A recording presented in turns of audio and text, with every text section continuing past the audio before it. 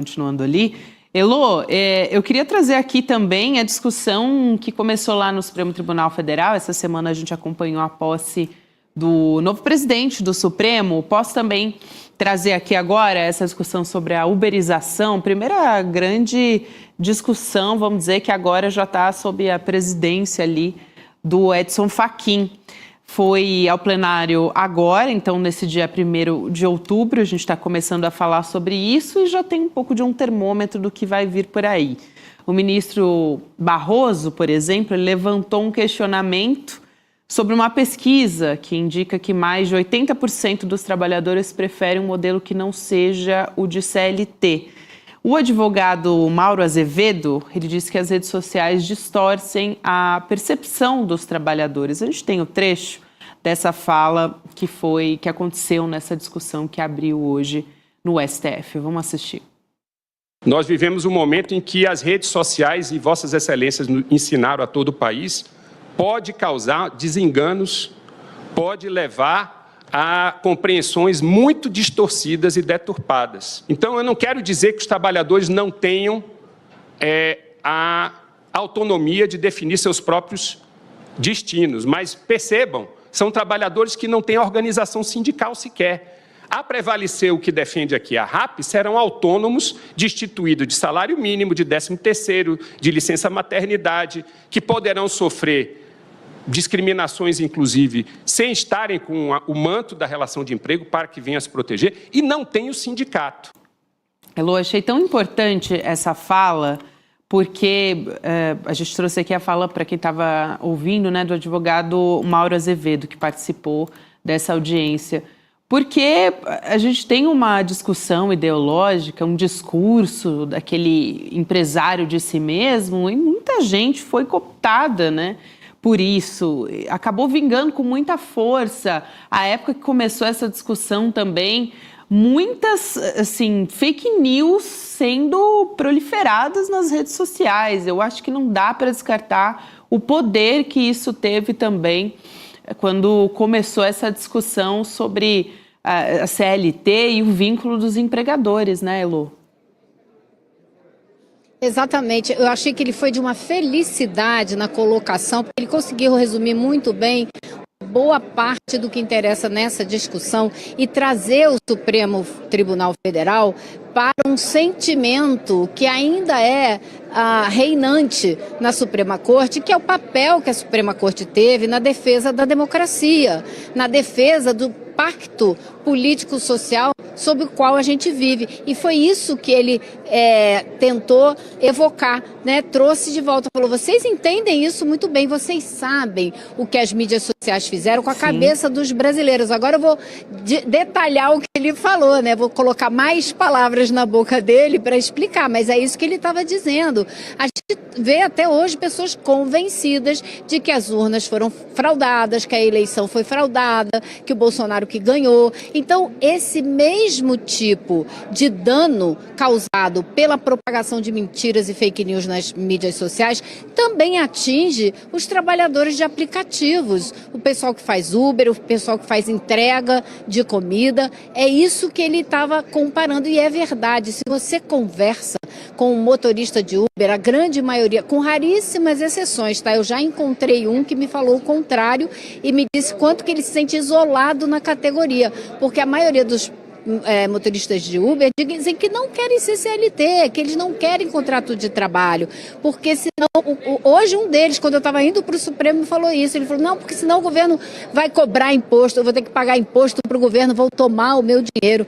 Aí eu perguntei para ele, você já pensou que você nunca vai poder se aposentar, nós todos não poderemos nos aposentar se a gente continuar nesse ritmo? E foi um dos argumentos que foi levantado ali também na Suprema Corte. Se a gente corta com esse pacto social que prevê o quê? Cada um dá um pouquinho ao longo da vida para todo mundo no final poder se aposentar. Se a gente rompe com isso, é um vale tudo, é cada um por si, né? E azar de quem não tiver como se virar, quem não tiver como poupar um pouquinho para fazer uma previdência privada. Quem tem condição de fazer isso no Brasil? Imagine, sem contar o pessoal que se acidenta, que se machuca, que não tem seguro, que não tem como se proteger. Então, assim, é uma série de problemas que estão se acumulando e que nós todos vamos pagar essa conta. Agora, eu conversei com uma advogada que estava lá, que ia fazer a sustentação oral dela, eu queria até ver, porque ela me pareceu uma jovem advogada brilhante. Mas ela vai ser a 15ª a falar, então acho que ela vai falar depois que votar esse imposto de renda aqui, vai ser tardíssimo. Mas ela estava justamente falando da pouca expectativa que ela tem, que a Suprema Corte se sensibilize com esses argumentos e que acabe dizendo que tudo bem, que não existe vínculo empregatício, que motorista de Uber é autônomo, é independente, pode escolher o que faz, pode escolher a hora que trabalha, e a mesma coisa o entregador do Rappi, porque hoje eram duas ações, uma do Rappi e outra do Uber, né? E que o ministro Fachin resolveu ouvir as duas ao mesmo tempo, uma logo depois da outra, e escolheu como primeiro caso dele como presidente do Supremo. Então, estou curiosa para ver como vai ser o voto dele e como vai ser o voto do ministro Dino. Quem sabe Carmen Lúcia? Mas hoje em dia, será que o Alexandre de Moraes também?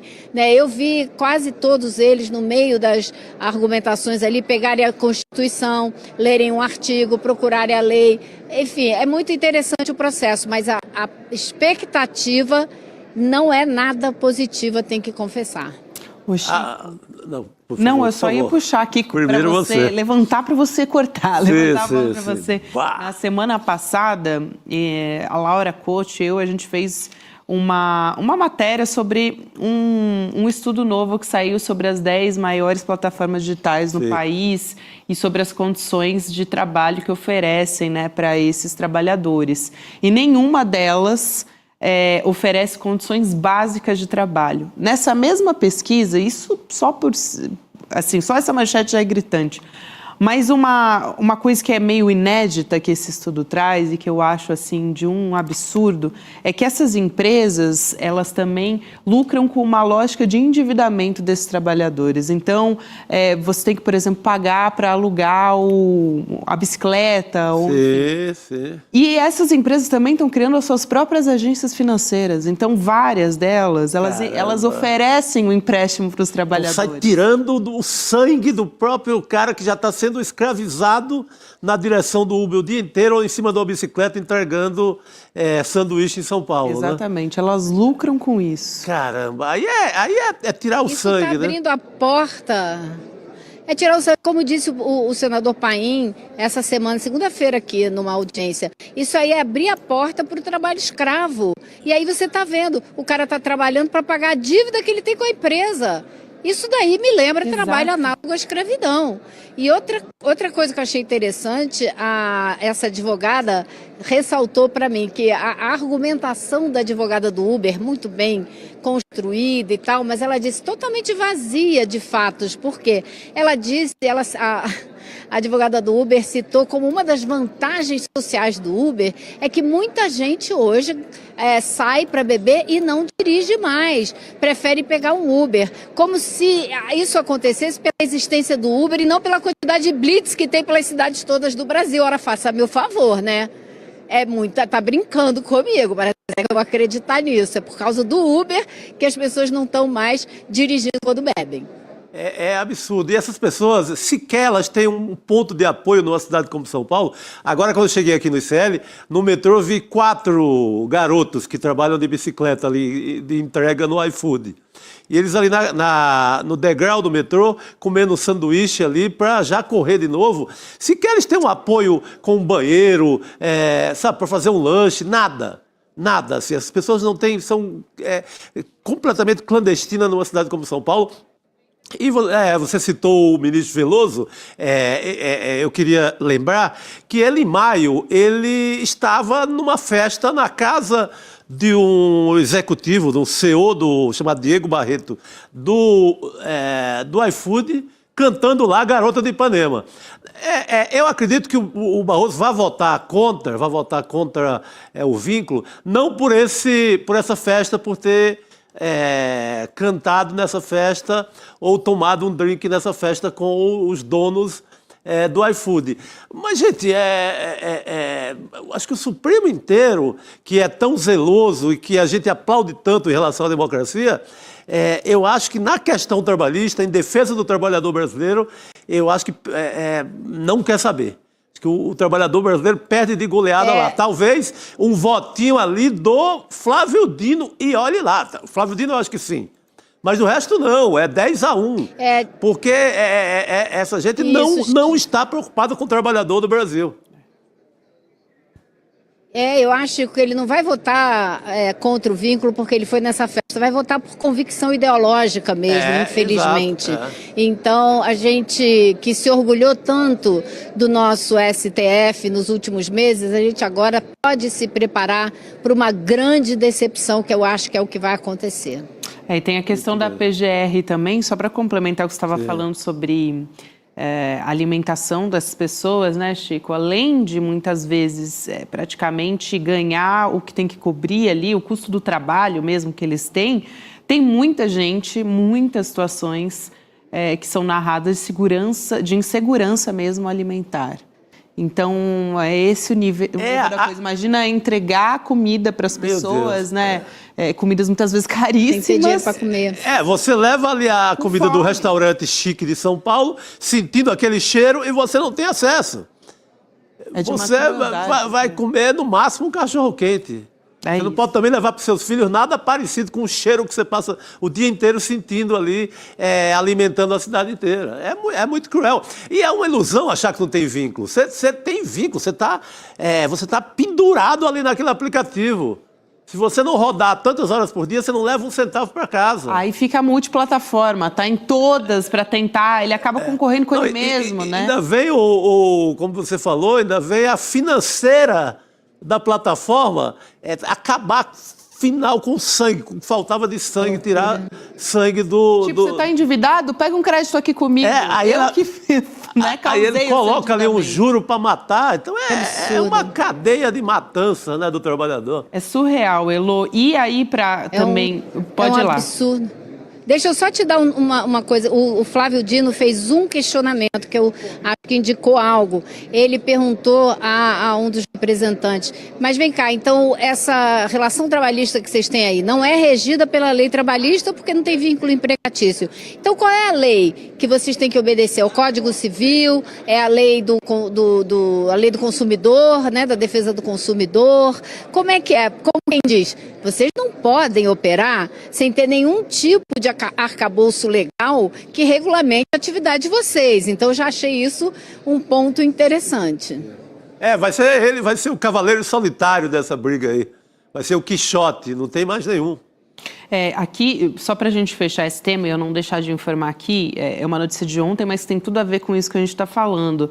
O Procurador-Geral da República, o Paulo Gonet, se manifestou contra esse reconhecimento de vínculo também empregatício entre os motoristas e as empresas de aplicativos. E aí ele alega que a decisão do TST, que é o Tribunal Superior do Trabalho, que reconhece o vínculo, fere o entendimento do STF e que viola o princípio da livre iniciativa. Então, também é mais ou menos nessa linha que a gente está conversando. Exato, Elô.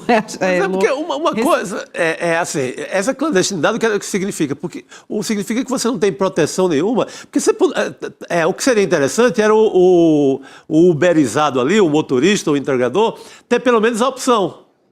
Eu posso ser CLT ou então eu não quero mesmo. Mas eu vou ter um seguro de saúde, eu vou ter uma garantia mínima de alguma coisa. Pergunta para ele se ele é contra 13º, se ele é contra plano de saúde. Exatamente. Eu duvido que alguém seja. Se ele é contra uma remuneração digna, que ele tenha direito a um mínimo necessário, sabe? Pelo menos para manter... Férias remuneradas, gente. A pessoa não pode parar porque se para não ganha. Exato. É ser desumano, não dá. Exatamente. Então, aqui, só para também não deixar de falar a respeito disso, a gente tem aqui uns minutinhos ainda com a Elô, Chico, mas é que essa discussão realmente é muito importante, foi muito importante a gente trazer aqui também, dedicar um tempo a mais para falar sobre ela. Agora, a gente estava falando sobre agro, sobre condições precárias de trabalho, tem uma outra história aqui que eu não quero deixar de trazer, da Associação Nacional dos Auditores Fiscais do Trabalho, acionando o STF contra o ministro do Trabalho e Emprego, Luiz Marinho. Os auditores estão alegando que ele está agindo para frear um processo contra a JBS por trabalho análogo à escravidão. Então, o ministro assumiu o processo e os auditores consideram isso uma violação à independência da fiscalização desse trabalho análogo à escravidão, né? O trabalho escravo. O processo contra a JBS ele já tinha sido concluído pelas instâncias normais e essa empresa, ser incluída nessa lista suja do trabalho escravo que sai agora, no dia 6 de outubro. Só que aí, quando o ministro assume, né, o Ministério assume uma reavaliação desse caso, ele abre caminho para que a JBS não entre nessa lista que vai sair agora, nessa próxima lista. Então, é realmente algo que... É famoso no popular, tremenda sacanagem, né? Quer livrar a cara do bonitão lá, do Batista lá, dos Batistas, na verdade, da JBS. Porque pô, se está na lista, se foi constatado que tem serviço análogo à escravidão, lista direto. Você não quer nem saber quem é, se é amigo do rei, se não é, bota na lista e pronto, como qualquer um outro. Lembrando, né, Elo, você que conhece muito bem também, o Joesley Batista, ele tem sido um dos empresários, aliás, o único que tem acesso ao alto escalão ali do governo Trump, porque uma empresa lá dos Estados Unidos que pertence à JBS fez uma doação assim muito robusta para a posse do Donald Trump, se eu não me engano, 5 milhões de dólares ali em torno. Também está assumindo essas negociações porque é do setor de carnes e a taxação contra o Brasil aqui nesse setor é de 50%. Então tem uma boa relação ali, né? A JBS e esse setor do empresariado com... É muito poder envolvido, né, Lu? Eu acho que essa questão toda aí tem dois problemas muito sérios, né? Um deles é justamente a JBS ter sido flagrada numa granja, né? Fazenda, criação de aves, com 10 pessoas em situação análoga à escravidão, dormindo no local de trabalho, sem alimentação adequada e fazendo justamente o que os motoristas de Uber e entregadores de bicicleta fazem. Trabalhando para pagar dívida com a empresa, tá? Mesma coisa. Daí a gente vai vendo como as coisas são parecidas. E é uma empresa terceirizada, mas é da JBS o local. E aí, o que a gente tem? Desde abril, os auditores fizeram a apuração, fizeram o levantamento, constataram, resgataram essas 10 pessoas, analisaram tudo, fizeram todo o trabalho técnico que tem que ser feito. E agora, na hora em que, no mês, 15 dias, 20 dias antes do nome da empresa entrar nessa lista suja, o ministro do Trabalho vai lá e diz, sabe o quê? Quem vai decidir se entra ou não sou eu, porque tem um artigo numa lei de 1940 que eu posso usar para trazer para mim essa decisão. E foi isso que ele fez. Então, além de ser um absurdo, o que a JBS estava fazendo tem o absurdo de você desrespeitar todo o serviço dos servidores públicos que fizeram o trabalho de levantamento. E mais, o que eu ouvi hoje de pessoas que são ligadas à associação, que estão trabalhando com a associação desses auditores, é que não só eles estão revoltados com o que o ministro fez, entraram no STF pedindo explicações, qual foi o critério que ele usou para tomar essa decisão, eles também já vinham com uma série de reivindicações, porque no governo Bolsonaro eles perderam várias das suas competências, ou seja, houve um esvaziamento da força do trabalho dos auditores. Claro, você acha que o governo Bolsonaro queria auditor dessas situações de trabalhos análogos à escravidão? Não, não queria. Agora, eles chegam neste governo do presidente Lula e vão passar por uma situação dessa que os desrespeita, os desqualifica através da pessoa do ministro, fica difícil, né, gente? Tá bastante complicado. Então são dois problemas, cada um mais grave do que o outro. Tremendo desrespeito aos auditores, né? É o cara que está lá no campo, é o cara que viu, que testemunhou que havia uma situação que não é humana para se trabalhar. Aí o cara é desautorizado depois pelo ministro? Não dá. Exato. E, bom, essa é uma lista que é importantíssima, né? Sim. Tem muita coisa, além do poder envolvido, enfim, baliza muitas decisões que vêm daqui para frente. É uma lista muito séria e que precisa, né, esse trabalho precisa ser feito também com muita seriedade. Não dá para aceitar esse tipo de manobra, para dizer o mínimo. Elô, bom trabalho por aí, porque eu sei que vai longe o negócio, no emprego, não deve nada a ninguém. Fala, Elô, desculpa, seu áudio estava mutado aqui. Não, estou dizendo que tem que ser feito pelos servidores públicos, Claro. que não devem nada a ninguém, que Sim. tem estabilidade no trabalho e que fazem de forma técnica. Isso não pode ser desrespeitado, jogado no lixo. Exatamente. Mas vamos lá que o Congresso me aguarda, né, Gabi? Opa, vamos votar essa isenção aí, por favor. Qualquer coisa, Elô volta aqui com novidades pra gente. Bom trabalho por aí, minha amiga. E, enquanto isso, Rodrigo Viana está se aconchegando. Aliás, ele estava se aconchegando ali na cadeira. Escutando. Esperando, né? Preparando para entrar, que nem um atleta, o craque. A hora é a vez. Fazendo aquecimento. Fazendo o aquecimento para entrar no jogo com a gente. Boa tarde, Rodrigo. Boa tarde, eu vi o Chico falando, vamos votar, eu lembrei, lembra na época da Constituinte, né, o Ulisses Guimarães passava o dia falando, vamos votar. Então vamos votar esse negócio. Pô, é o que interessa para o Brasil. Imposto de renda, isenção até R$5.000, é o grande projeto desse. Pelo amor de Deus. Cara. É o que precisa ser aprovado, precisa muito ser aprovado. É isso, a gente está na expectativa aqui, como disse a Elô agora há pouco, enquanto a Elô estava no ar aqui com a gente, ela contou que o colégio de líderes dos partidos estavam reunidos com o Hugo Mota, então a qualquer momento a gente pode ter novidades sobre essa votação, sobre essa pauta que vai ser colocada ali na Câmara dos Deputados. Quem dera fosse o velho Ulisses, né? Conduzindo. O comando ali. Seria mais tranquilo. A gente passava rápido. Sem Então, susto. aqui é com emoção, vai ser com emoção mesmo. Aliás, sempre uma boa hora a gente chamar o Rodrigo Viana, porque Rodrigo Viana é especialista em América Latina. Estou ressaltando isso todos os dias aqui, Rodrigo, porque você tem um conhecimento aqui, acompanha todos os dias, né, com muito afinco, como é que está o termômetro da política ali na Argentina. Semanalmente tem manifestação. O Rodrigo está sempre observando essas manifestações. Né? Você sabe que agora tem o principal líder parlamentar da Argentina, o principal líder parlamentar do governo Milei, José Luiz Sperti, envolvido com uma denúncia de narcotráfico. Eu vi financiamento da campanha dele. Financiamento. E ele é o cabeça de chapa na Argentina, a eleição é por listas, e ele é o cabeça da chapa do Milei, que vai ter eleição agora nacional para o parlamento. E é uma denúncia gravíssima, mais uma crise no governo Milei que está aos trancos e barrancos.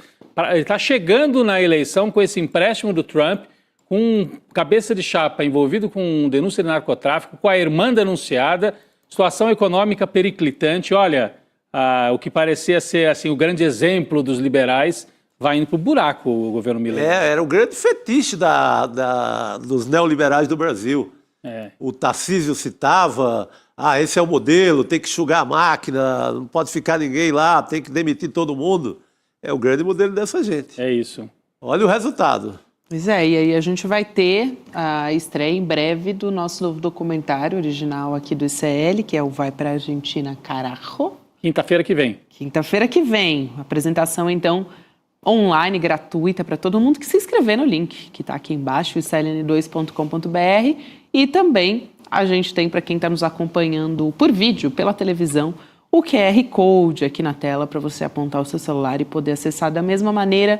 Dia 9 de outubro, 8 horas da noite, quinta-feira, anota na sua agenda e fica de olho. Vamos acompanhar um trechinho para ver o que nos aguarda da estreia do novo documentário do ICL. Vamos lá.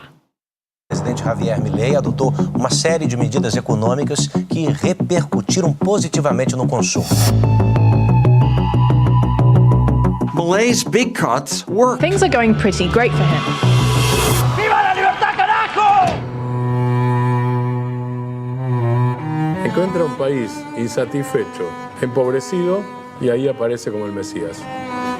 Estamos frente al fin de esa aberración llamada la justicia social. Es un proyecto político de reconfigurar la sociedad. Nunca hubo un momento tan terrible como el que padece Argentina bajo Javier Milei. Estamos hablando de despidos masivos. Lo que es la capital de Buenos Aires sí hay trabajo, pero en la provincia no hay. Este gobierno no tiene contemplación con cada trabajador. Los medios internacionales dicen que Milei está recuperando la economía en la Argentina. Está recuperando la economía para cierto sector que no es el nuestro.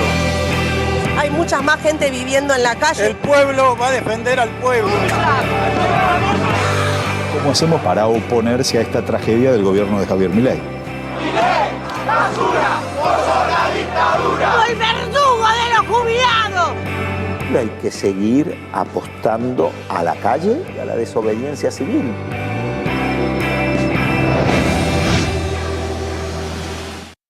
Aí o nosso documentário com estreia, fica o convite para todo mundo nos acompanhar aqui, vale muito a pena. É a sequência, né, do documentário Vai para Cuba, Eduardo, e agora a gente tem um Vai para Argentina, carajo. Isso. Que sai de um momento histórico muito importante. A Argentina está derretendo, está indo pro buraco. E tem eleição agora em outubro. Boa. Ou seja, é um bom momento também. Ótimo, um termômetro aí. Termômetro muito, muito, assim, condizente com o momento atual, que está